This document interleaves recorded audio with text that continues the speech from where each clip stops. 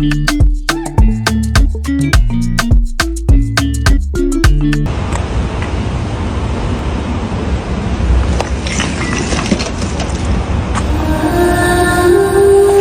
we see the course content here, we will strive to detail into each element and ensure that everyone who undergoes this training gets more than what they expect. Welcome, let's learn together. I am sure you will enjoy the course.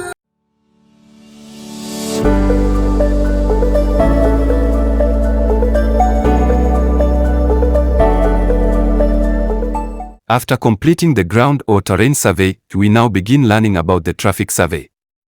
A traffic survey is a systematic process of collecting and analyzing data related to vehicular and pedestrian traffic.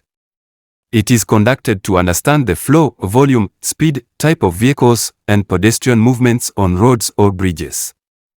It should also be understood that you cannot design a bridge or road without having traffic data. You must conduct a traffic count, traffic analysis, and traffic design to determine the true width of the bridge and roads for current and future needs.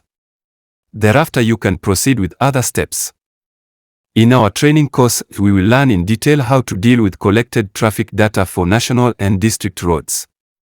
We will also learn how to handle data that has been collected manually and those collected by automatic devices. In the national road category, we will have regional and trunk roads, while in the district road category, we will have collector, feeder, and community roads. Why traffic count? In designing a bridge or road, it's crucial to conduct a traffic count to determine the traffic volume, which helps the engineer understand the structural and geometrical needs of the project. Geometry design. In geometric design, the required traffic data include the volume and composition of traffic, both motorized and non-motorized, which influence the cross-section design, particularly carriageway, shoulders, and footpath. Reasonable road and bridge width depends on traffic volume. Here, it must be understood that the width of bridges and roads largely depends on the traffic volume and the composition of traffics. And if you want to know the required strength of a road and bridge for structural design, you must also know the traffic volume, especially the magnitude of the weight of the traffic that passes over the particular bridge or road.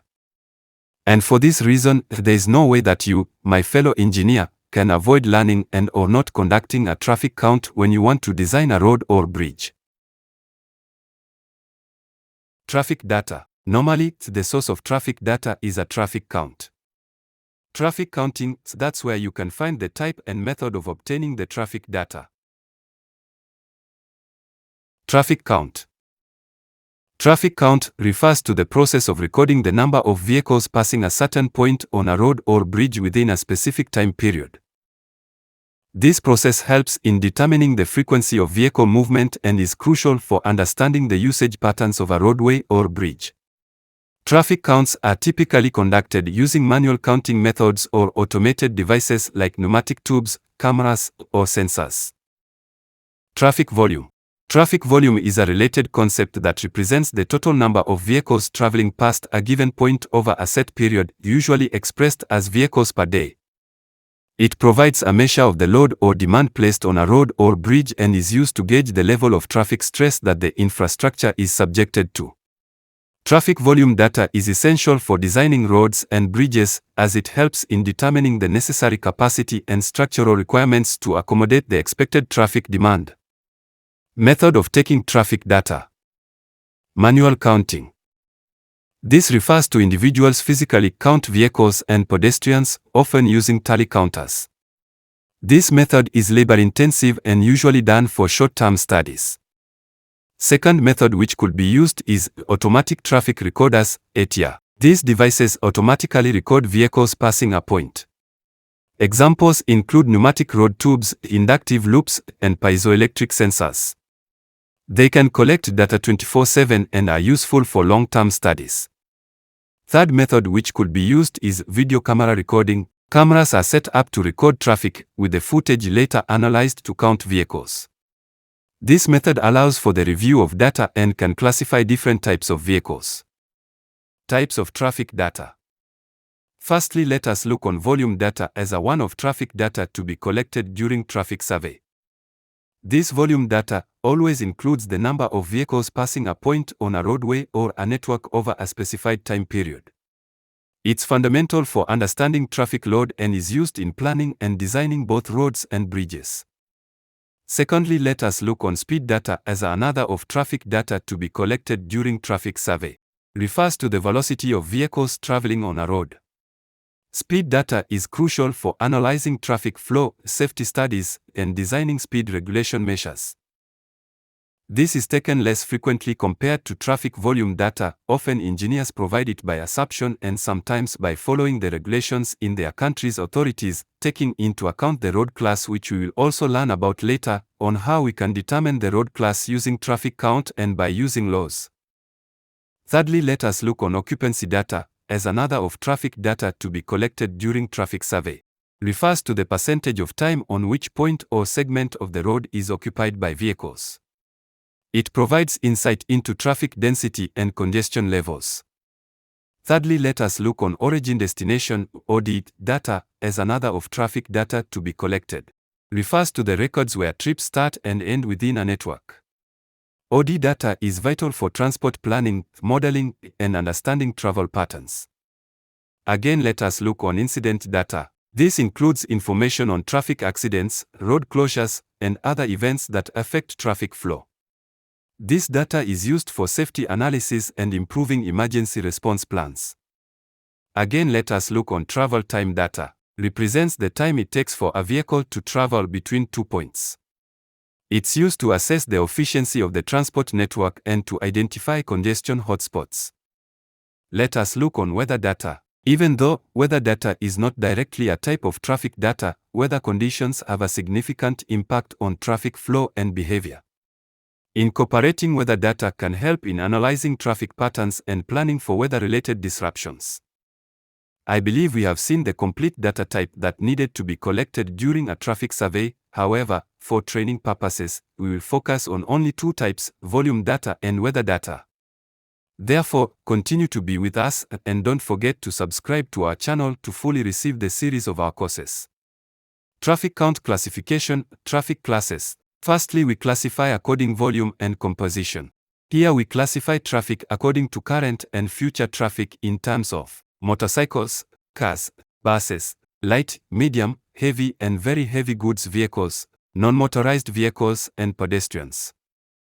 Despite the extensive list of traffic classes, I can personally divide these classes into three groups. The first group is light traffic, the second group is heavy traffic, commercial vehicle, and the last group is motorcycle and non-motorized traffic. The first and last groups are not used in the structural design of bridges and roads, whereas all three groups are used in geometric design. Light traffic. This includes passenger cars and all types of taxis, and they have two axles. And that the light traffic group should never be compared to light goods vehicles, they are very different. Light traffic count, as shown in this table, is used in geometric design to determine the required width of a bridge and road. It is important to understand that this data is not used in the structural design of bridges or road pavement design because it has no structural impact. Also, we need to differentiate between light traffic and light goods vehicles, as light traffic does not affect structural matters, while light goods vehicles do. Heavy traffic, commercial vehicles. The group is called heavy traffic or commercial vehicles because it comprises vehicles that can significantly impact both the structural and geometric design. Therefore, it is very important to pay close attention to this group as it poses the greatest risks in design.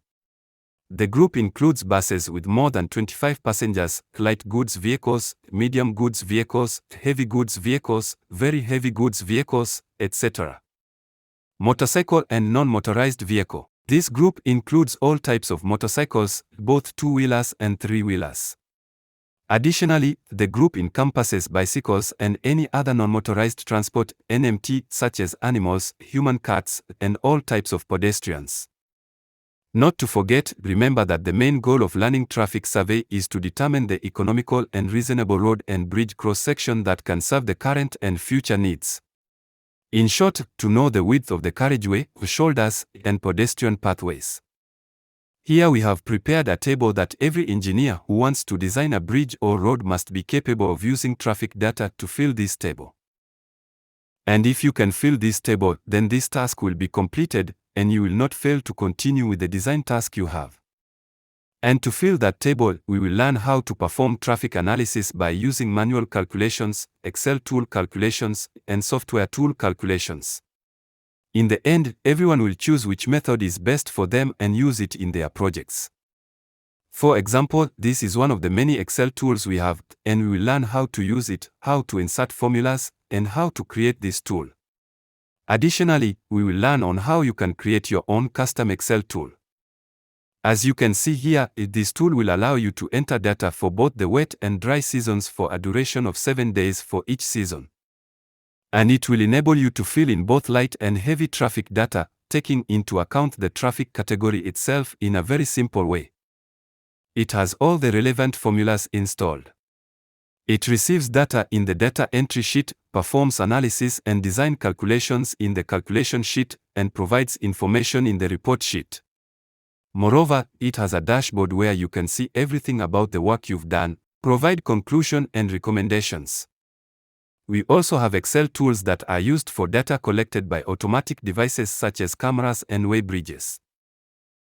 It should be remembered that manual data is collected by observing the type of traffic, for example, the type of vehicle, the number of axles, etc., while automatic data collection includes the weight of the vehicle as it passes through the specific point, so the weight is already recorded, and thus there is no need to compute it, making its calculations simpler. For example, you can see these files. These are Excel tools that are used to record traffic data which are collected automatically by weight bridges and other automatic devices. Here we have Excel tools for buses with less than 25 passengers, buses with more than 25 passengers, HGV, light goods, light passengers, MGV, and VHGV. We have enough Excel tools. This one is very automated with formulas, and we'll train it in the next session, which is part 3B, so don't miss it. Make sure you have subscribed to our channel so that you don't miss out. Also, we will explain how to create your own Excel tool and, more importantly, how to obtain these tools that we have already automated.